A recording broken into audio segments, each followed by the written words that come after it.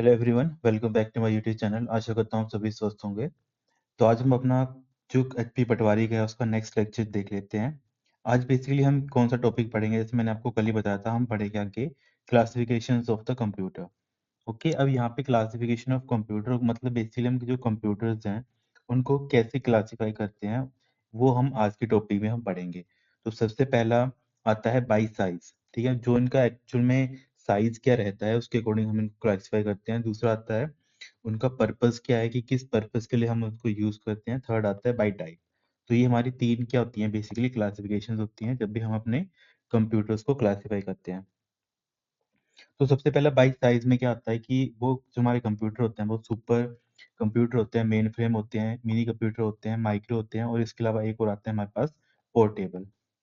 Okay, तो ये हमारे पास क्या होते हैं बेसिकली बाय द साइज, ये हमारे पास क्या होते हैं, 5 टाइप के जो कंप्यूटर्स होते हैं। और बाई पर्पस मतलब हम किस पर्पस के लिए उस कंप्यूटर को यूज कर रहे हैं। तो एक तो जो normal day to day life में हम यूज करते हैं तो उनको हम बोलते हैं जनरल पर्पस।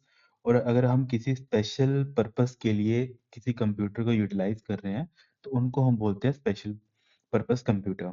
इसके अलावा हम हमारे पास क्या होते हैं बाई टाइप, कि हमारे कंप्यूटर्स होते हैं वो कितने टाइप्स के होते हैं। एग्जाम में ये चीज पूछी गई थी एक बार। तो आपको याद रखना है जो आपके कंप्यूटर होते हैं वो बेसिकली आपके 3 टाइप्स के होते हैं। एक आपका एनालॉग होता है, दूसरा आपका डिजिटल होता है, तीसरा आपका हाइब्रिड होता है। ठीक है, डोंट वरी, हम इसको आगे डिटेल में भी देखेंगे कि क्या मतलब होता है हर एक कंप्यूटर का। बाई टाइप है चाहे बाई साइज है, इसको हम वन बाय वन आगे डिस्कस कर लेते हैं। बस यहाँ पे एक मिसिंग था, वो क्या था, बाई पोर्टल। पोर्टेबल भी होते हैं वो हमारे। ये चीज आपने इस चीज को यहाँ पे नोट करके लिख लेना है। ठीक है, यहाँ पे जो आपका फिफ्थ पॉइंट आपने लिखना है कि हमारे पास कौन से भी होते हैं, पोर्टेबल कंप्यूटर्स भी होते हैं। फिर यहाँ पे वही चीज लिखी है, जो हमारी डायग्राम है वो बाई साइज, उनका क्या पर्पस है और किस टाइप के होते हैं, तो उसकी बेसिक हमारे पास डायग्राम है। फिर यहाँ पे जो हमारे पास सबसे पहले दे रखा है, जो हमारी क्लासिफिकेशन होती है कंप्यूटर बाई साइज। अब हम बाई साइज पढ़ेंगे कंप्यूटर्स को। तो बाई साइज का मतलब क्या होता है कि जब हम कंप्यूटर को क्लासिफाई करते हैं, यहाँ पे मैं हाईलाइटर ले लेता हूँ आपको ये समझाने के लिए, कि हम बेसिकली क्या करते हैं, क्लासिफाई करते हैं किस चीज के बेस पे, हम उसका फिजिकल साइज देखते हैं। ठीक है, अब फिजिकल साइज का मतलब क्या है, हम देखते हैं कि जो हमारा सिस्टम बना है वो कितना उसका एक्चुअल साइज है। ठीक है, फिजिकल साइज का मतलब होता है कि what is the actual size of that computer. ठीक है, तो क्योंकि हमने जब जनरेशन्स पढ़ी थी तो मैंने आपको क्या चीज बताया था, जैसे हमारा फर्स्ट जनरेशन था, फिर हम सेकंड में गए, फिर हम थर्ड में गए, फिर हम फोर्थ में गए, फिर लास्ट में हम फिफ्थ में गए। तो जितने हम कंप्यूटर के जनरेशन में आगे जाते हैं तो हमारा साइज क्या हो रहा था वहां पे, हमारा साइज हमेशा कम हो रहा था। मतलब फर्स्ट में हमारा रूम के बराबर था, सेकंड में हमारा एक एग्जांपल के लिए हम समझ लेते हैं अलमीरा की जितना हो गया। फिर हमारे पास जैसे थर्ड आया तो थर्ड में और छोटा हो गया, एक मतलब छोटा टेबल के जैसे हो गया। उसके अलावा फोर्थ में हमारे पास जैसे हम डे टू डे नॉर्मल देखते थे हमारे कंप्यूटर्स वैसे हो गए। फिर फिफ्थ में तो और भी स्लिम हो गए। तो ये हम बाई साइज क्या करते हैं, इसको क्लासिफाई करते हैं। तो हमने ये चीज मैंने आपको बताया था कि जब हम बाई साइज पढ़ते हैं तो देखो उनका साइज छोटा हो गया, साथ साथ वो फास्ट हो गए और मतलब काफी सस्ते हो गए, लेस एक्सपेंसिव हो गए। तो हम बेसिकली इसी टाइप के जो कंप्यूटर्स होते हैं इनको आगे फर्दर क्लासिफाई करते हैं। किस किस में, सुपर कंप्यूटर में, मेन फ्रेम कंप्यूटर में, मिनी में, माइक्रो में, और यहाँ पे एक और आता है मैंने अभी बताया आपको, पोर्टेबल कंप्यूटर। ठीक है, तो ये आपको बेसिकली चार हैं। अगर 22 साइज पूछे जाएंगे तो आपने बताना है कि हमारे पास मेजरली 5 टाइप के हमारे पास सिस्टम्स होते हैं या फिर कंप्यूटर होते हैं। फिर यहाँ पे आपका सबसे पहला आता है सुपर कंप्यूटर। ठीक है, तो सुपर कंप्यूटर कौन से कंप्यूटर होते हैं, ये बेसिकली सबसे पावरफुल कंप्यूटर होते हैं। ठीक है, आपको ये चीज रखनी है, ये क्या होते हैं, मोस्ट पावरफुल कंप्यूटर्स होते हैं। और इनमें एक चीज पूछी जाती है, व्हाट आर द यूनिट्स, कि जो आपके सुपर कंप्यूटर्स होते हैं उनकी स्पीड को मेजर करने के लिए हम किस यूनिट का यूज करते हैं, हम फ्लॉप्स का यूज करते हैं। ठीक है, और फ्लॉप्स की हमारे पास फुल फॉर्म भी पूछी जाती है तो इसको आपने लिख लेना है साथ में। फ्लॉप्स की फुल फॉर्म होती है हमारे पास फ्लोटिंग, यहाँ पे आपको मेंशन कर देता हूँ मैं, आपने लिखना है फ्लोटिंग पॉइंट ऑपरेशन। ठीक है, ऑपरेशंस पर सेकंड, पर सेकंड। ये आपकी क्या होती है, फ्लॉप की बेसिकली यूनिट होती है जिसकी मतलब जैसे हम बोलते हैं ना किसी चीज की क्या यूनिट होती है, जैसे हम कोई सामान लेते हैं तो हम बोलते हैं 1 kg, हमें कोई चीज दे दो तो वो केजी क्या है, कि यूनिट है। ठीक है, तो वैसे ही जो हमारे सुपर कंप्यूटर्स होते हैं इनकी हमें अगर स्पीड मेजर करनी होती है तो उसको हम मेजर करते हैं फ्लॉप्स में। ये काफी बार एग्जाम में पूछा गया, तो आपको इस चीज को याद रखना है। और आपको एक चीज अपने माइंड में हमेशा रखनी है, जो भी सुपर कंप्यूटर्स होते हैं ये हमेशा यूज किए जाते हैं जो भी कॉम्प्लेक्स मैथमेटिकल ऑपरेशंस होते हैं। अब कॉम्प्लेक्स मैथमेटिकल ऑपरेशंस जैसे आप समझ लो कि जो वेदर फोरकास्टिंग करते हैं तो उनको कैसे आइडिया लगता है कि आज बारिश होने की संभावना है, आज धूप रहेगी, आज इतनी तेज हवाएं चलेंगी। तो ये सारी मतलब जियोग्राफिकल हमारी क्या होती हैं, अलग अलग जगह की अलग अलग कुछ टेम्परेचर और प्रेशर अलग अलग बेल्ट्स होती हैं जिनको मेजर किया जाता है कंप्यूटर की हेल्प से। और वही जो आउटपुट आती है वो हमें बताती है कि किस चीज़ की कितनी संभावना है। तो ये क्या एक तरीके से कॉम्प्लेक्स मैथमेटिकल कैलकुलेशन है जो किसकी हेल्प से किया जाता है, सुपर कंप्यूटर की हेल्प से किया जाता है। इसके अलावा और कहाँ पे हम सुपर कंप्यूटर यूज करते हैं, जैसे आप देखते हो कि हमारे पास जो बड़ी बड़ी मिसाइल्स हैं, न्यूक्लियर वेपन्स हैं, तो न्यूक्लियर वेपन्स को आता है जैसे कोई जो हमारे न्यूक्लियर वेपन्स होते कैसे हैं, मतलब बेसिकली जैसे हम उसको एक बार जैसे उसको स्टार्ट करें, बेसिकली उसका मोटिव क्या होता है, जैसे हम उसको स्टार्ट करें तो फ्रैक्शन ऑफ सेकंड है जो न्यूक्लियर मिसाइल है वो लॉन्च हो जाए। ठीक है, मतलब इतना फास्ट वो वर्क करना चाहिए। ऐसा ना हो कि मतलब सामने किसी कंट्री ने हमारे पे अटैक कर दिया तो उसकी मिसाइल आ रही है तो हम अपने आप को टैकल ही ना कर पाए। तो सुपर कंप्यूटर हो इसीलिए लगाते हैं हम, ताकि फ्रैक्शन ऑफ सेकंड में क्या होगा, हमें किसी चीज का रिजल्ट मिल पाए। तो ये चीज आपने यहाँ पे ध्यान रखनी है। तो यहाँ पे जो इंपॉर्टेंट पॉइंट है इनको हाईलाइट कर देते हैं। मोस्ट पावरफुल कंप्यूटर होते हैं, इनकी प्रोसेसिंग क्या होती है, फास्ट होती है। और इसको मेजर किस में करते हैं, मैंने आपको बता दिया, फ्लॉप्स में इसको मेजर करते हैं। और इनका जो साइज होता है वो काफी बड़ा होता है, स्टोरेज भी इनकी ज्यादा होती है। अब आपने एक चीज में कंफ्यूजन नहीं होना है। एक क्वेश्चन पूछा गया था कि अकॉर्डिंग टू साइज सबसे ज्यादा हम किस चीज कौन से कंप्यूटर का यूज करते हैं। ठीक है, ये वहां पे ऑप्शन में दे रखा था सुपर कंप्यूटर या फिर मेन फ्रेम कंप्यूटर। ठीक है, तो आपको एक चीज अपने माइंड में याद रखनी है कि जो आपके सुपर कंप्यूटर्स होते हैं वो सिर्फ किसी सिंगल टास्क को, यहाँ पे मैं आपको मेंशन कर देता हूँ कि वो कोई सिंगल टास्क, मतलब मान लेते हैं कि कोई एक बच्चा है, उसको मैंने एक ही काम दिया है कि तूने इसी काम को करना है पर जल्दी करना है। वही मैंने क्या किया है, एक मतलब मान लेते हैं मैंने, मुझे एक क्या करने हैं, मुझे कोई 20 काम करने हैं। ठीक है, उसको मान लेते हैं मैंने 20 टास्क दे दिए। ठीक है, तो 20 टास्क दे दिए मैंने किसको, पूरी की पूरी क्लास को दे दिए। ठीक है, तो सुपर कंप्यूटर अकेला काम करता है, सिंगल टास्क के ऊपर काम करता है। बेसिकली मेन फ्रेम कंप्यूटर भी सिंगल होता है, पर वो एक टाइम पे 20 जो होते हैं अलग अलग टास्क हैंडल कर लेता है। पर जो सुपर कंप्यूटर होता है वो एक टाइम पे एक ही टास्क को हैंडल करता है, पर क्या करता है, उसको जल्दी एग्जीक्यूट करता है। ये फर्क होता है इसमें। फास्ट कौन होता है, हमारा सुपर कंप्यूटर फास्ट होता है, पर जो हमारा मेन फ्रेम कंप्यूटर होता है वो एक टाइम पे, जैसे मैं बोलूँ सुपर कंप्यूटर और मेन फ्रेम कंप्यूटर को कि 20 काम है आपको इसको करना है, तो super computer one by one उसको सभी काम को अलग अलग करेगा। पर मेन फ्रेम क्या करेगा, 20 के 20 टास्क को ले लेगा और उनको एक टाइम पे करना स्टार्ट कर देगा। तो ये बेसिक डिफरेंस होता है। और मेन फ्रेम कंप्यूटर हम कहाँ यूज करते हैं, जितने भी हमारे सर्वर्स वगैरह होते हैं। ठीक है, तो सर्वर एक्चुअल में हम कौन सा कंप्यूटर यूज कर रहे होते हैं, सर्वर्स में मेन फ्रेम कंप्यूटर का यूज कर रहे होते हैं। और हमें पता है सर्वर क्या होता है, हमारे पास एक स्टोरेज एरिया होता है, फास्टेस्ट स्टोरेज एरिया, या फिर इसको हम बोलते हैं लार्जेस्ट स्टोरेज एरिया, या फिर जो हमारे पास एक पावरफुल कंप्यूटर। ये सारी चीजें इसी के रिलेटेड पूछी जाती हैं। Who is the powerful computer, क्योंकि वहां पे जब सुपर कंप्यूटर नहीं दिया होता है तो मेन फ्रेम कंप्यूटर क्या होता है, वहाँ पे राइट आंसर होता है। तो ये चीजें आपको याद रखनी है इसके रिगार्डिंग, क्योंकि ये क्वेश्चन पूछा गया था तो मैंने यहाँ पे आपको इसको बता दिया। तो सुपर कंप्यूटर में आपको बेसिक चीजें यहाँ पे ये लगी पता, वही कॉम्प्लेक्स करता है मैथमेटिकल कैलकुलेशन ऑपरेशन। ठीक है, आप देखो यहाँ पे एग्जीक्यूटिंग ट्रिलियंस इंस्ट्रक्शंस पर सेकंड, पर यहाँ पे ट्रिलियंस इंस्ट्रक्शन आपसे कुछ नहीं ऐसा पूछा जाएगा। आपसे सिंपली पूछा जाएगा what is the unit to measure the speed of supercomputer और मेन फ्रेम कंप्यूटर। याद रखना, दोनों की जो हमारी सुपर कंप्यूटर होता है, चाहे वो सुपर कंप्यूटर है चाहे वो मेन फ्रेम कंप्यूटर, जो हम आगे पढ़ेंगे, इन दोनों की स्पीड हम मेजर करते हैं फ्लॉप्स में, फ्लोटिंग पॉइंट ऑपरेटिंग ऑपरेशंस पर सेकंड में। फिर इसके बाद नेक्स्ट आता है हमारे पास कि जैसे यहाँ पे दे रखा है, they are usually consider as the national resource own by the primary government agencies to perform huge task simulating nuclear bomb. ठीक है, जो मैंने अभी आपको एग्जांपल बताया कहाँ पे हम यूज करते हैं, न्यूक्लियर बॉम्ब में आप यूज करते हो, एरोडायनेमिक फ्लो के लिए आप यूज करते हो। जैसे हम देखते हैं ना हमारे फाइटर जेट्स होते हैं तो उनको काफी फ्रैक्शन ऑफ सेकंड में काफ़ी ज़्यादा कॉम्प्लेक्स कैलकुलेशंस करनी पड़ती हैं, तो वहाँ पे हम यूज़ करते हैं। वेपन डिज़ाइनिंग में हम इसको यूज़ करते हैं, वेदर फोरकास्टिंग में यूज़ करते हैं, एयरक्राफ्ट डिज़ाइन में हम यूज़ करते हैं। तो आप ये चीज़ अभी समझ पा रहे होंगे कि बेसिकली सुपर कंप्यूटर्स हम कहाँ-कहाँ यूज़ कर सकते हैं, तो ये उन सभी के यहाँ पे एग्ज़ाम्पल हैं। ठीक है? तो यहाँ पे कुछ इम्पोर्टेंट और क्या-क्या चीज़ें आती हैं, जैसे पूछ लेते हैं फ्लाइट सिमुलेटर में आप किसका यूज़ करते हो? ठीक है, न्यूक्लियर वेपन बनाने के लिए किसका यूज़ करते हो? क्लाइमेट को स्टडी करने के लिए आप किसका यूज़ करते हो? वेदर फोरकास्टिंग के लिए आप किस कंप्यूटर का यूज़ करते हो? क्योंकि जितनी भी आप ये कंप्यूटर देख रहे हो, डे टू डे लाइफ देख रहे हो कि ये सारी चीज़ें कॉम्प्लेक्स होती हैं। तो इनको यूज़ करने के लिए या फिर इनको इवैल्यूएट करने के लिए हम किनका यूज़ करेंगे? ऑब्वियसली सुपर कंप्यूटर का ही यूज़ करेंगे। क्योंकि आप एक चीज़ समझ पा रहे हो यहाँ पे, जब कोई फ्लाइट सिमुलेटर वाला सुपर कंप्यूटर होगा, तो वो सिर्फ़ और सिर्फ़ फ्लाइट सिमुलेटर का ही काम करेगा। जब कोई क्लाइमेट स्टडी वाला होगा, वो सिर्फ़ क्लाइमेट स्टडी का ही काम करेगा। जब कोई वेदर फ़ोरकास्टिंग वाला होगा, वो वेदर फ़ोरकास्टिंग का ही काम करेगा। मतलब क्या बोलने का मतलब है यहाँ पे, है तो सुपर कंप्यूटर एक ही है और वो काम भी एक ही करेगा, पर वो एक काम को काफ़ी जल्दी-जल्दी करेगा, फ़ास्टली करेगा। जैसे मेन फ्रेम में क्या था, मैंने मेन फ्रेम का क्या बताया?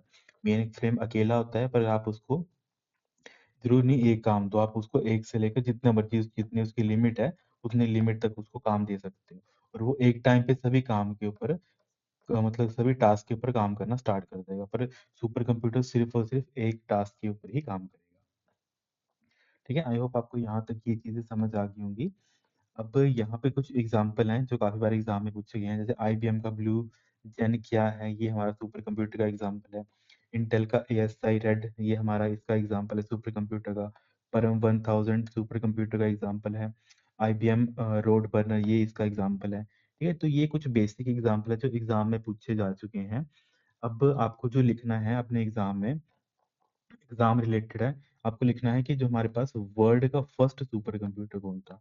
ठीक है? वर्ल्ड का आपका फर्स्ट सुपर कंप्यूटर कौन था? ये आपने लिखना है। इसका नाम था सीडीसी 6600। ठीक है? ये एक्चुअल में क्या था? वर्ल्ड का हमारा फर्स्ट सुपर कंप्यूटर था। अब इसके अलावा एक और चीज़ पूछी जाती है कि इसको बनाया किसने था?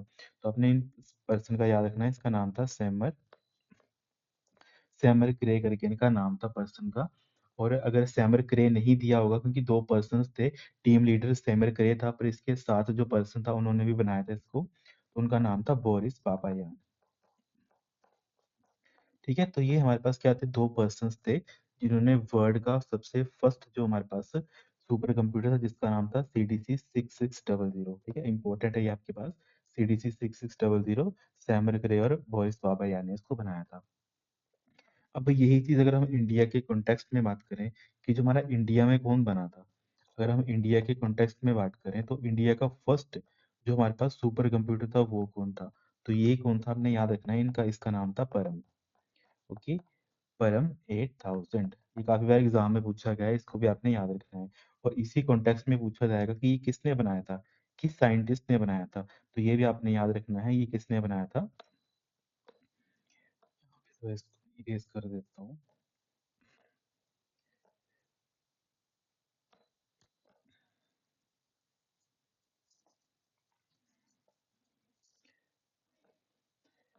ठीक है, तो आपको इसका साइंटिस्ट का नाम याद रखना है। इसको किसने बनाया था परम को? इसका बनाया था डॉक्टर विजय। इसको ठीक कर लेना, डॉक्टर विजय भटनागर। तो ये इम्पोर्टेंट है, तभी मैंने आपको बता दिया कि वर्ल्ड का कौन था, इंडिया का कौन था। अभी आपका होमवर्क रहेगा एक, आपने देखना है कि जो हमारा अभी करंटली, ठीक है, करंटली हमारे पास वर्ल्ड में सुपर कंप्यूटर कौन है, वर्ल्ड का सुपर कंप्यूटर और इंडिया का सुपर कंप्यूटर कौन है, अभी करंटली है। और अभी लेटेस्ट एक न्यूज़ आई थी कि हमारे पास एक इंडिया का फर्स्ट माइक्रो प्रोसेसर बना है, उसका नाम क्या था? उसका नाम था ध्रुव। ठीक है? ध्रुव 64 करके उसका नाम है, इसको आपने चेकआउट करना है एक बार कि जो हमारा ये फर्स्ट माइक्रो प्रोसेसर बना है, ठीक है, इसकी क्या स्पेक्स हैं बेसिकली, है ना? ये चीज़ आपने वहाँ पे चेक करनी है। फिर हमारे पास नेक्स्ट आता है इम्पोर्टेंट, कि जो आपका मेन फ्रेम कंप्यूटर्स होते हैं, ठीक है? अब यहाँ पे मैंने एक चीज़ आपको बता ही दी थी कि जो हमारे मेन फ्रेम कंप्यूटर होते हैं, ये भी पावरफुल कंप्यूटर होते हैं। इनका देखो कंटेन क्या होती है, लार्ज मेमोरी। ठीक है, ये चीज़ मैंने बताई क्योंकि अब इसकी मेमोरी लार्ज है, तो हम इसको कैसे यूज़ करते हैं, एज अ सर्वर हम इनको यूज़ करते हैं मेन फ्रेम कंप्यूटर को। ठीक है, जैसे आप देखते हो ना कि जैसे कोई भी वेबसाइट है जहाँ से आप मूवीज़ वगैरह डाउनलोड करते हो या फिर सॉन्ग्स वगैरह डाउनलोड करते हो, तो आप देखते हो कि उसमें कितनी ज़्यादा स्टोरेज होगी कि वो इतना ज़्यादा मतलब फाइल्स वगैरह को अपने अंदर स्टोर करके रखा है उसने।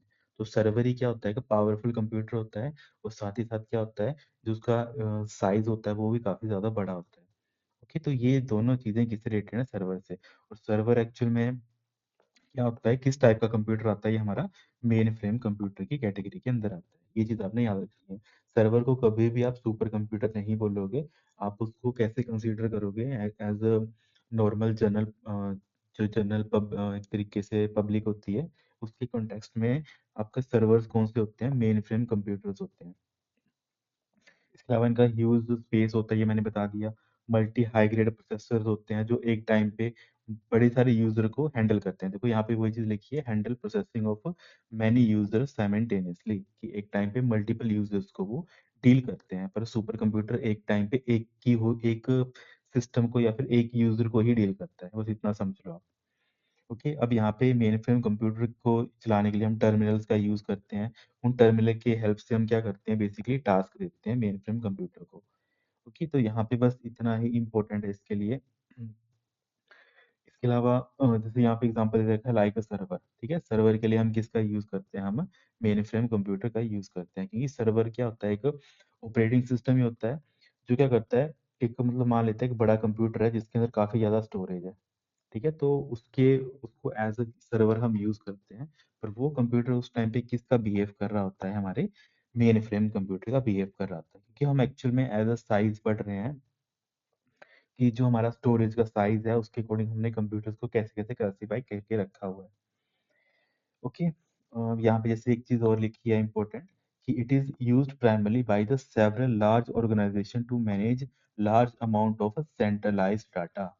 ठीक है, अब सेंट्रलाइज्ड डाटा को ही हम क्या बोलते हैं, सर्वर बोलते हैं। ठीक है, ये चीजें एग्जाम में पूछी जाती हैं, तो आपको इन चीजों को एक तरीके से समझना है। अगर पूछ लेते हैं कि सेंट्रलाइज्ड डाटा किसको बोलते हैं, कि ऐसा कौन सा कंप्यूटर है जहाँ पे हम सेंट्रलाइज्ड डाटा को स्टोर करते हैं, तो वहाँ पे या तो सर्वर दिया होगा या तो मेन फ्रेम कंप्यूटर दिया होगा। तो उन दोनों में से कुछ भी दिया जा सकता है, पर मोस्ट जो प्रोबेबिलिटी रहती है वो सर्वर की दी जाती है। फिर हमारे पास जैसे ये सारे एग्जांपल दे रखे हैं, आप कहाँ पे यूज कर सकते हो, बैंक में, हॉस्पिटल में, यूनिवर्सिटीज में। तो देखो ये इस टाइप का होता है हमारे पास मेन फ्रेम कंप्यूटर या फिर सर्वर। आपने देखे होंगे कि काफी बड़े बड़े सर्वर्स लगे होते हैं एक रूम के अंदर, काफी ज्यादा एक तरीके से स्टोरेज लगाई होती है। ठीक है, जैसे हमारे पास नॉर्मल कंप्यूटर में स्टोरेज होती है, तो वैसे यहाँ पे भी क्या है, बस स्टोरेज एक जगह पे लगा के रखी है, पर ये काफी ज्यादा अमाउंट में है। तो उस जितने ज्यादा अमाउंट में होगा तो उतना उनका स्टोरेज एरिया बड़ा होगा।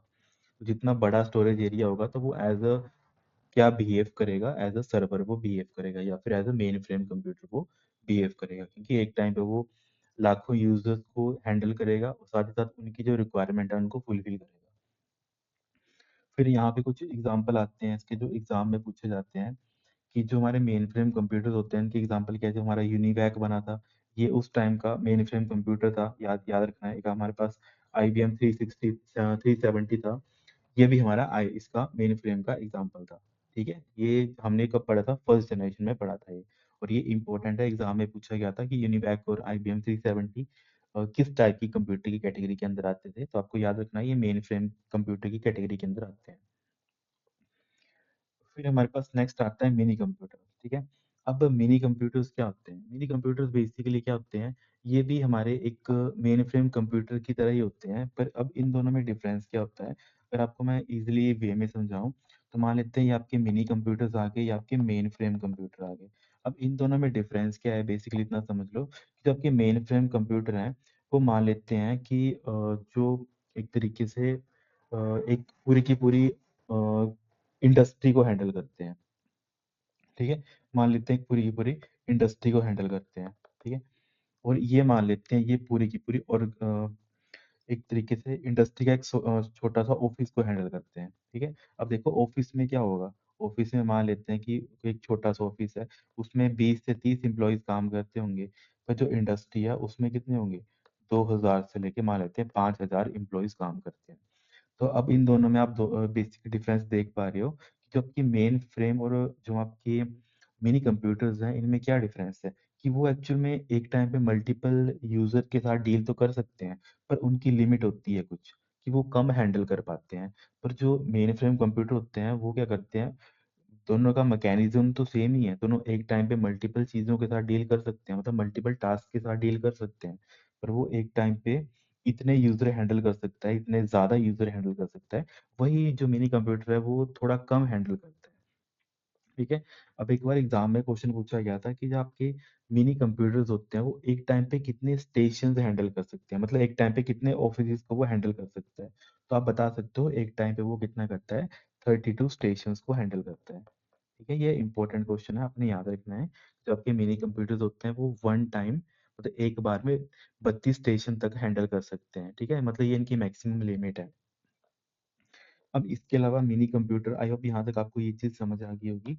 अब इसके अलावा जो इम्पोर्टेंट चीज थी कि वर्ड का हमारे पास फर्स्ट, ठीक है, वर्ड का हमारे पास फर्स्ट मिनी कंप्यूटर कौन था, ये आपने याद रखना है, इसका नाम था PDP-1। ओके, PDP-1 हमारा वर्ल्ड का फर्स्ट मिनी कंप्यूटर था। ये इंपॉर्टेंट है, तभी मैंने आपको बता दिया यहाँ पे। PDP-1 हमारा वर्ल्ड का फर्स्ट मिनी कंप्यूटर था। इसके अलावा मिनी कंप्यूटर अब यहाँ पे देख लेते हैं, जो यहाँ पे थ्योरी में मैंने यहाँ बताया हुआ, ये कंसीडर करता है special purpose computer and a scaled down version of main frame computer. वही जो मैंने आपको इजिली वे में समझाया, बस वही यहाँ पे टेक्निकल टर्म में लिखा है मैंने, कि स्केल डाउन कर देता है किस चीज को, मेन फ्रेम कंप्यूटर को। ठीक है, मेन फ्रेम कंप्यूटर मान लेते हैं, वही जो एग्जांपल मैंने समझाया है वो समझ आ गया होगा आपको। तो बस वही है जो यहाँ पे लिखा है। और ये क्या होते हैं, छोटे होते हैं, लेस एक्सपेंसिव होते हैं, लेस पावरफुल होते हैं, किससे, मेन फ्रेम और सुपर कंप्यूटर से। ठीक है, मेन फ्रेम और सुपर कंप्यूटर से ये क्या होते हैं, मतलब सस्ते होते हैं, कम, क्योंकि देखो ये इनका बेसिकली काम क्या होता है, थोड़े यूजर को हैंडल करना, तो ऑब्वियसली सस्ते होंगे वो, है ना। इसके अलावा जो हमारे मिनी कंप्यूटर्स थे वो 1960 में आए थे, है ना। तो बेसिकली मैंने आपको बताई थी जो PDP-1 था, ये जो इसका फर्स्ट एग्जांपल जो पूछा जाता है कि पहला कौन बना था, तो ये हमारा PDP-1 बना था। ओके। और ये बेसिकली क्या होता था, साइंटिफिक और इंजीनियरिंग कंपटीशन, वो तो बेसिक छोटे मोटे ऑफिस हो गया, ये हो गया, साइंटिफिक प्रोसेसिंग करनी है, कोई छोटा मोटा बिजनेस है उसको डील करना है। ठीक है, जैसे कोई छोटा मोटा कोई ऑफिस है उसका कोई डाटाबेस हैंडल करना है, तो बस वही तक सीमित है ये। ओके, तो ये इसकी क्या है, मिनी कंप्यूटर की कुछ अपनी मतलब एक तरीके से विशेषताएं हैं उनकी। ठीक है, इसके अलावा जो इम्पोर्टेंट है हमारे पास कि मिनी कंप्यूटर के एग्जाम में पूछे जाते हैं। AS400E, ये किसका एग्जाम्पल है, PDP-11 ये किसका एग्जाम्पल है, हनीवेल 200 ये किसका एग्जाम्पल है, ठीक है, TI-990 ये किसका एग्जाम्पल है। तो ये सारे के सारे किसके एग्जाम्पल है हमारे, ये सारे सारे मिनी कंप्यूटर्स के एग्जाम्पल हैं।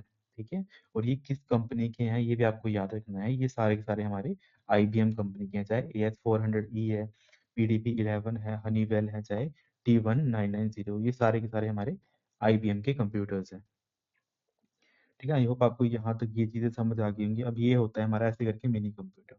ठीक है, तो मिनी कंप्यूटर हमारा कुछ इस टाइप का होता है, और ये कौन सा है एग्जाम्पल है हमारे पास है, ये IBM का PDP-11 है। ठीक है, ये चीज आपको याद रखनी है। और ये उस टाइम का 16 बिट का मिनी कंप्यूटर हुआ करता था। ठीक है, तो इतना डिटेल में वैसे पूछेंगे नहीं, बस आपको ये देख लेना है, इससे देखने की मतलब देखी हुई चीज हमेशा याद रहती है। तो ये कुछ इस टाइप का होता था हमारे पास मिनी कंप्यूटर। फिर उसके बाद आते हैं हमारे पास माइक्रो कंप्यूटर। ठीक है, अब हमारे पास जो माइक्रो कंप्यूटर्स होते हैं, अब माइक्रो कंप्यूटर से आप क्या समझते हो, जो आप डेली लाइफ में यूज करते हो वही क्या है आपकी माइक्रो कंप्यूटर। जैसे अभी आप किसी सॉरी, आप किसी PC पे काम कर रहे होगे, पर्सनल कंप्यूटर के ऊपर आप काम कर रहे होगे, तो वो क्या आपका टाइप ऑफ माइक्रो कंप्यूटर है। ठीक है, तो माइक्रो कंप्यूटर हम क्या बोलते हैं, एक ऐसा इलेक्ट्रॉनिक डिवाइस होता है जिसके अंदर क्या डला होता है, माइक्रो प्रोसेसर डला होता है। ठीक है, और माइक्रो प्रोसेसर क्या काम करता है, as a central processing unit वो काम करता है। जैसे मैंने आपको एग्जांपल भी समझाया था, जो हमारे फोर्थ जनरेशन में आए थे कंप्यूटर्स, वो किस टाइप के कंप्यूटर्स के आए थे, हमारे माइक्रो प्रोसेसर कौन सी जनरेशन में बिलोंग करता है, हमारा फोर्थ जनरेशन में बिलोंग करता है। तो हम इससे समझ पा रहे हैं कि जो हमारे माइक्रो कंप्यूटर है वो कौन सी जनरेशन से आए थे, हमारे फोर्थ जनरेशन से आना स्टार्ट हो गए थे। इसके अलावा माइक्रो कंप्यूटर्स को ही हम क्या बोलते हैं, PCB बोलते हैं। एग्जाम में पूछा गया था कि which computers were known as PC, personal computers. तो जो हमारे माइक्रो कंप्यूटर्स होते हैं इन्हीं को हम क्या बोलते हैं, पर्सनल कंप्यूटर्स भी बोलते हैं। तो ये चीज आपने अपने माइंड में रखनी है। अब ये चीज आपने एक और रखनी है, फर्स्ट पॉइंट तो ये। सेकंड पॉइंट आ गया हमारे पास कि जो हमारे माइक्रो कंप्यूटर होते हैं ये क्या होते हैं, सिंगल यूजर होते हैं। ठीक है, मतलब एक टाइम पे एक यूजर ही इसके ऊपर काम कर सकता है। जैसे फॉर एग्जांपल, अभी आपके पास एक कंप्यूटर है, आप उसके ऊपर काम कर रहे हो, ऐसा थोड़ा ना आपका दोस्त भी उसके ऊपर साथ में काम करने स्टार्ट कर देगा। ठीक है, मतलब एक टाइम पे एक ही पर्सन उसको यूज कर पाता है। तो तभी हम जो बोलते हैं कि जो हमारे माइक्रो कंप्यूटर होते हैं वो क्या होते हैं, पर्सनल कंप्यूटर। पर्सनल कंप्यूटर क्या मतलब हुआ कि सिंगल यूजर ही उसको यूज कर सकता है। और इनको माइक्रो कंप्यूटर क्यों बोलते हैं, क्योंकि इनके अंदर क्या पड़ा होता है, हमारे पास माइक्रो प्रोसेसर पड़ा होता है, जो कि हमारी फोर्थ जनरेशन को बिलोंग करता है। ओके, आई होप आपको यहाँ तक ये सारी जो बेसिक चीजें थी ये समझ आ गई होंगी। इसके अलावा मैंने आपको एक और चीज बताई थी, हमारे पास फर्स्ट माइक्रो प्रोसेसर कौन था, हमारे पास इंटेल का 4004 हमारे पास फर्स्ट माइक्रो प्रोसेसर था। ठीक है, इंटेल का कौन सा था हमारे पास, 4004। और ये कितने बिट का था हमारे पास, 4 बिट का माइक्रो प्रोसेसर था। तो ये कुछ बेसिक चीजें हैं जो एग्जाम में बार बार पूछी जाती हैं। इसके अलावा जैसे हमारे पास ये स्मॉल डिजिटल कंप्यूटर्स होते हैं, ठीक है, सिंगल इंटीग्रेटेड सेमीकंडक्टर चिप होती है। ओके, और टेक्निकली माइक्रोप्रोसेसर को हम क्या बोलते हैं, central processing unit with brain of computer. ठीक है, सीपीयू की हम क्या बोलते हैं, ब्रेन ऑफ कंप्यूटर बोलते हैं। ओके, और इसमें क्या होता है, वन सिंगल चिप जिसको हम माइक्रो प्रोसेसर बोलते हैं। इसके अलावा जो हमारे माइक्रो कंप्यूटर होते हैं उसमें आप देखते हो कि हमारे पास इनपुट आउटपुट डिवाइस होता है, मेमोरी यूनिट होती है। तो ये सारी की सारी चीजें होती हैं वहाँ पे। इसके अलावा मैंने आपको स्टार्टिंग में बताया था कि जब हम सीपीयू पढ़ते हैं तो वहाँ पर हमारे पास अर्थमेटिक लॉजिक यूनिट होता है, कंट्रोल यूनिट होता है, और अपनी कुछ मेमोरी होती है ना। तो ये कुछ बेसिक चीजें हैं जो हमने पहले भी डील पढ़ ली थी, तो उसको आप एक बार रीड कर सकते हो यहाँ पे अगर आपको कुछ और पढ़ना है। फिर इसके अलावा हमारे पास जो आता है नेक्स्ट, ठीक है, इसके अलावा हमारे पास आता है कुछ personal computer and mobile devices. ठीक है, अब यहाँ पे पर्सनल कंप्यूटर वो आता है कि मल्टीपर्पज माइक्रो कंप्यूटर होता है जो एक पर्सन एक टाइम पे यूज कर सकता है। इसका जो साइज, कैपेबिलिटी और प्राइस क्या होता है, इंडिविजुअल मतलब जितना पर्सन एक अफोर्ड कर सकता है उसके अकॉर्डिंग होता है। मतलब सिंपल बोलने का मतलब जो आप डे टू डे लाइफ में यूज करते हो। ठीक है, इसमें सारी चीजें होंगी, इनपुट का भी होगा, आउटपुट का भी होगा, स्टोरेज का भी होगा। ठीक है, अपना प्रोसेसर होगा, अपनी इसकी मेमोरी होगी, अपना इसमें इनपुट आउटपुट यूनिट होगा। ठीक है, इसमें एक कैपेबिलिटी होगी कि वो एक डिवाइस है वो दूसरे डिवाइस के साथ कम्युनिकेट कर पाएगा थ्रू हेल्प ऑफ इंटरनेट, है ना। ये इंटरनेट भी आप करते हो सारी की सारी चीजें। ठीक है, इसमें आप अपना काम कर सकते हो, आप एक्सेल चला सकते हो, अपना कुछ डाटा भी स्टोर कर सकते हो। तो जो भी चीजें आप अभी डे टू डे लाइफ में करते हो वो सारी आप यहाँ पे कर सकते हो। ठीक ठीक है, और एक आता है हमारे पास मोबाइल कंप्यूटर। अब मोबाइल भी क्या होता है हमारे पास, एक तरीके से पर्सनल कंप्यूटर ही होता है। पर मोबाइल को हम किस कैटेगरी में रखते हैं, हम इसको रखते हैं पोर्टेबल कंप्यूटर के अंदर। ठीक है, तो इसके बाद जो आपका फिफ्थ पार्ट था जो बच गया था उसको हम बोलते हैं पोर्टेबल। अब पोर्टेबल कंप्यूटर्स कौन से होते हैं, जो इजी टू कैरी होते हैं, बस इसमें ये चीज याद रखनी है। ऐसे कौन से कंप्यूटर होते हैं जो इजी टू कैरी होते हैं, तो इजी टू कैरी होते हैं हमारे पास हमारे पर्स पोर्टेबल कंप्यूटर। इसमें कौन सा आता है हमारे पास, एक लैपटॉप आता है, क्योंकि जो आप जैसे मान लेते हैं आपका डेस्कटॉप कंप्यूटर है, इसको आप कहीं भी लेके जा सकते हो, बल्कि नहीं लेके जा सकते हो। और यही अगर आपके पास एक लैपटॉप है, आप उसको कहीं भी कैरी कर सकते हो। तो यही मतलब होता है पोर्टेबल कंप्यूटर्स कौन से होते हैं, जो इजी टू कैरी होते हैं। इसके अलावा हमारे पास आते हैं पीडी। पीडी आता है जिसकी फुल फॉर्म पूछी जाती है पर्सनल डिजिटल असिस्टेंट। ठीक है, इसको बोलते हैं हम personal digital assistant. Digital assistant, ठीक है। तो ये हमारे पास कुछ जो बेसिक टर्म्स थी इसके रिगार्डिंग, पोर्टेबल कंप्यूटर के रिगार्डिंग, वो भी यहाँ पे आपने लिख लेनी है। और मोबाइल कंप्यूटर कौन से होते हैं, मतलब ऐसा डिवाइस जो आप मतलब चलते फिरते आप यूज कर सकते हो, तभी हम उसको क्या बोलते हैं, मोबाइल कंप्यूटिंग डिवाइसेस बोलते हैं। जैसे आप मोबाइल अपना यूज करते हो, मतलब कहीं भी आप चलते हो, रास्ते में कुछ करते हो, तो वहां पे उस टाइम पे आप मोबाइल का यूज कर पाते हो।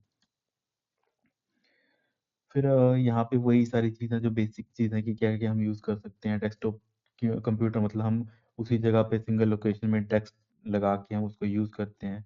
ठीक है, अब यहाँ पे लैपटॉप्स आता है।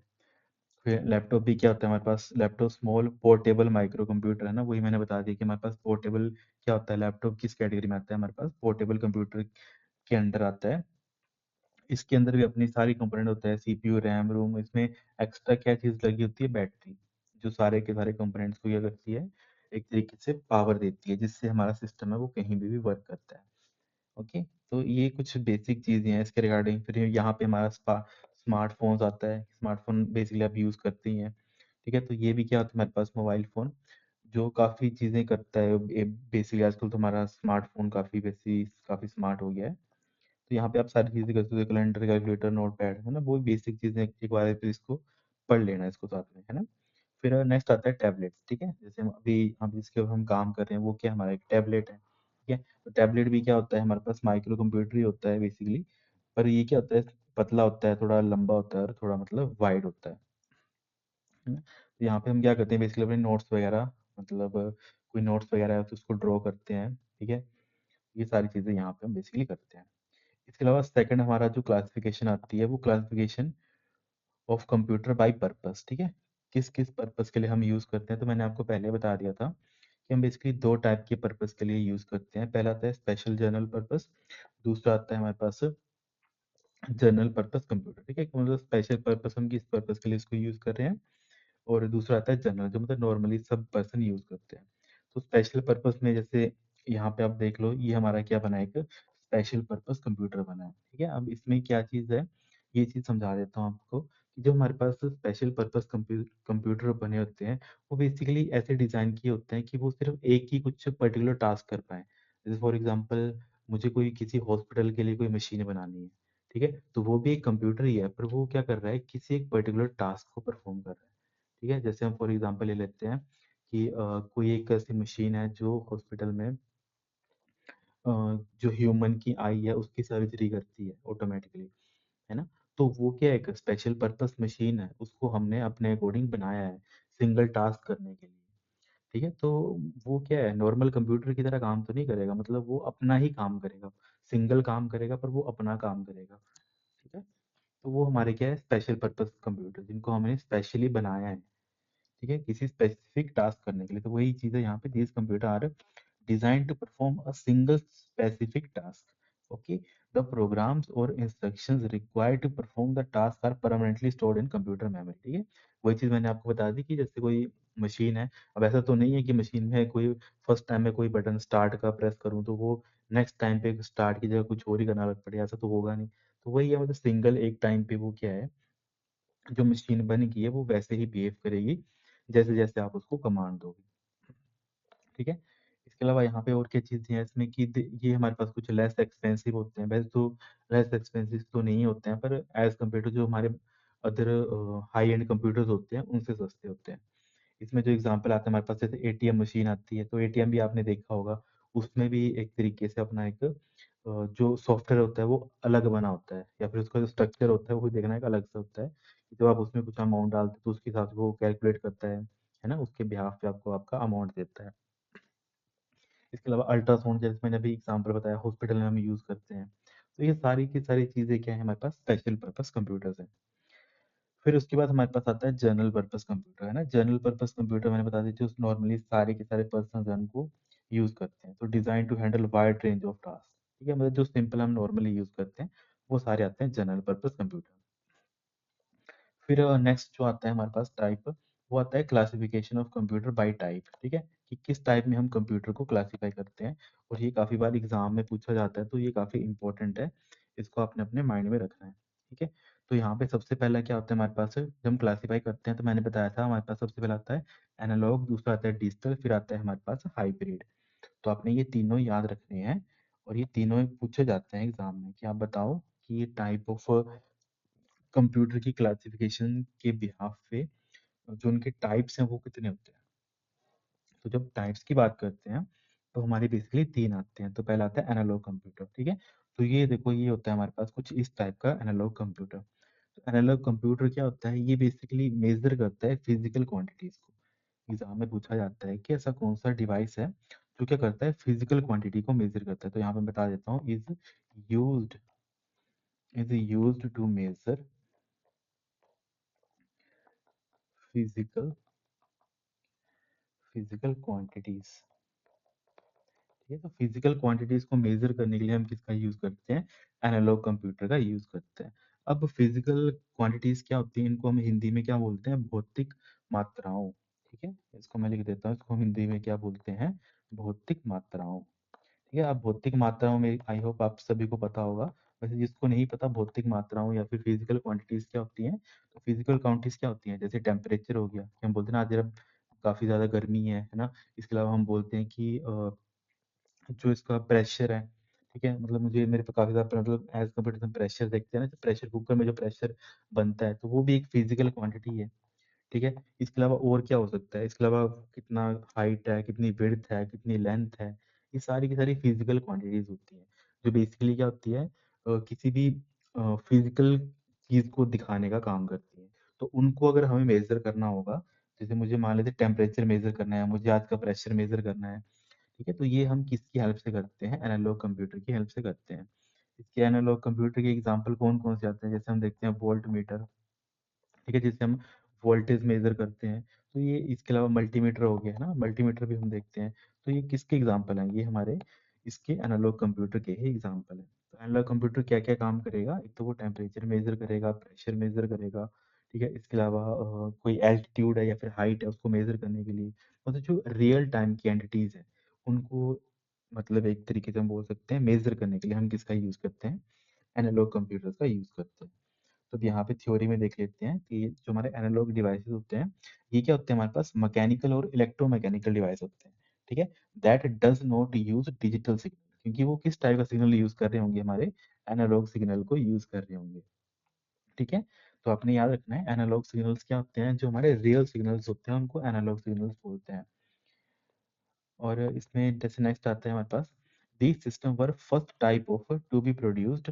It is an electronic machine capable of performing arithmetic functions on numbers which are represented by some physical quantities such as temperature, pressure, voltage. मैंने जब वही चीज आपको जो समझाई कि कितना प्रेशर है, कितना वोल्टेज है, उन सभी की एक्चुअल जो वैल्यूज है उसको, मतलब एक तरीके से ऑब्जर्व करके कंप्यूटर क्या करता है उसके बिहाफ पे उनकी वैल्यूज इवेल्युएट करता है।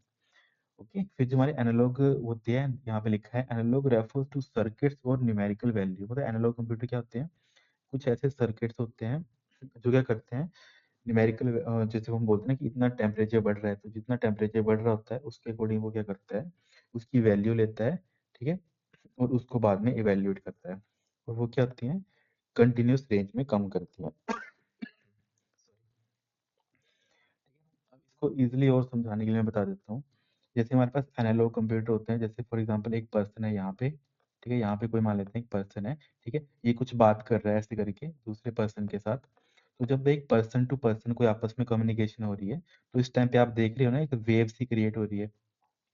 तो जो ये वेव क्रिएट हो रही है इसको हम क्या बोलते हैं, एनालॉग सिग्नल बोलते हैं। ठीक है, यही क्या है, हमारे पास एनालॉग सिग्नल है।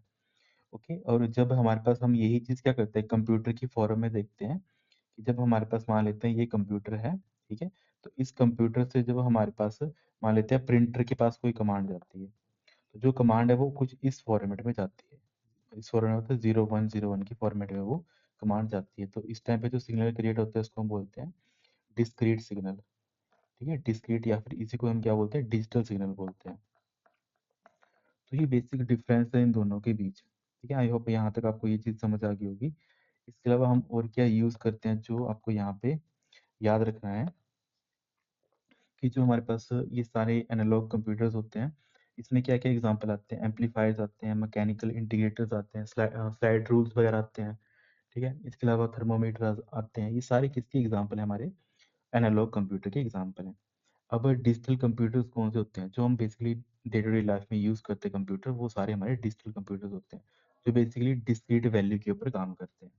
तो जितने हमारे पास मॉडर्न कंप्यूटर्स होते हैं, ठीक है, वो क्या करते हैं, किसके ऊपर काम करते हैं, डिजिटल वैल्यू के ऊपर काम करते हैं। तो डिजिटल क्या होती है, एक रेफर करता है एक प्रोसेस को जो वैल्यूज, किस वैल्यू के ऊपर काम करता है, बाइनरी वैल्यू के ऊपर काम करता है, जो हमने सबसे पहले फर्स्ट लेक्चर में भी देखा था, कि जो हमारा कंप्यूटर होता है वो कौन सी लैंग्वेज पे काम करता है, बाइनरी लैंग्वेज पे काम करता है। ठीक है, बाइनरी लैंग्वेज मतलब कि वो बाइनरी वैल्यूज के ऊपर काम करता है, 0 या फिर 1 के ऊपर वो काम करता है, जो क्या करता है basically, which represent the switches that are turned on और ऑफ बाय इलेक्ट्रिक करंट। ठीक है, वही चीज मैंने आपको बताई थी, 0 स्टैंड फॉर ऑफ और 1 स्टैंड फॉर ऑन। ठीक है, या फिर इसी को हम क्या बोलते हैं, अगर पावर की फॉर्म में बोले कि ये 0 वोल्ट है और ये +5 या फिर +12 वोल्ट है।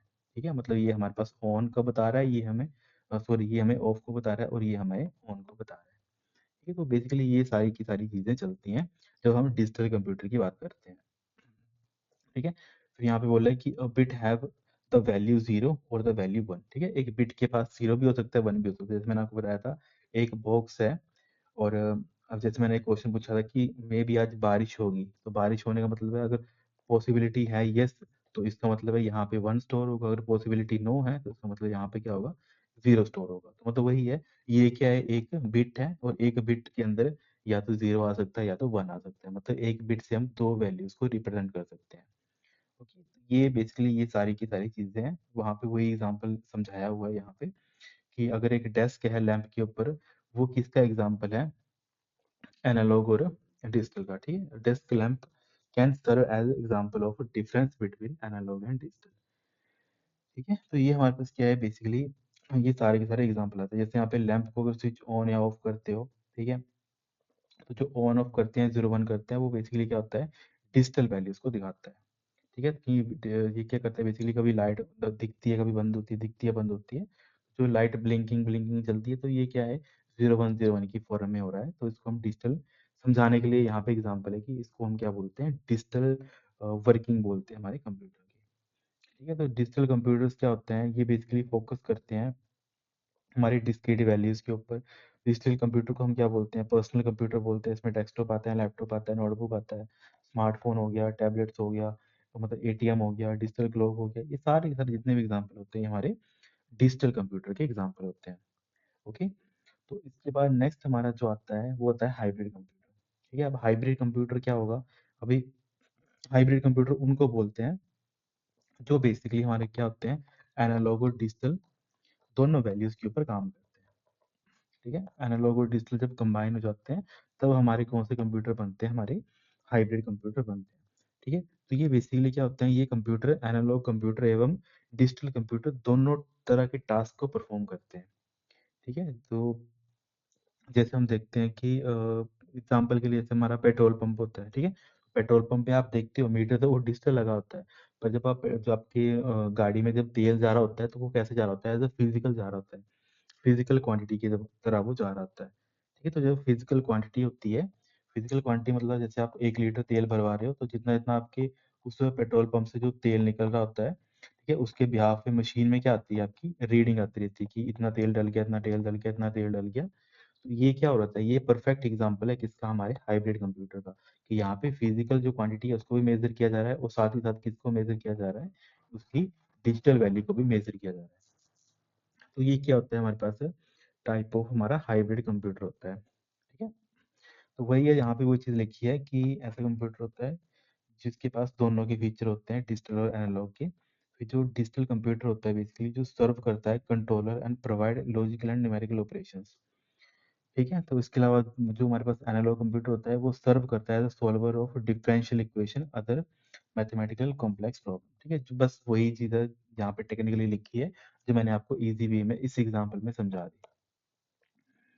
ओके, फिर यहाँ पे जो इम्पोर्टेंट है, जैसे यहाँ पे ये देखो, वो एग्जांपल दे रखा है, गैसोलीन का स्टेशन का एग्जांपल है। जो हमारे पास अल्ट्रासाउंड मशीन होती है उसमें भी ये एग्जांपल है, फोरेंसिक मशीन होती है, मतलब जो हमारी ईसीजी की जो मशीन होती है। ठीक है, तो ये सारे किसके एग्जांपल आते हैं हमारे पास, हाइब्रिड कंप्यूटर के। ठीक है, आपको डिफरेंशिएट करना आना चाहिए ये सारी चीजें।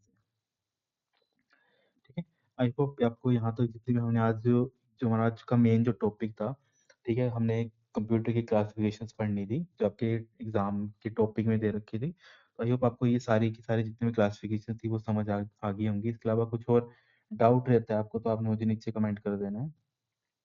ठीक है, ठीक है students, thank you so much, have a great day.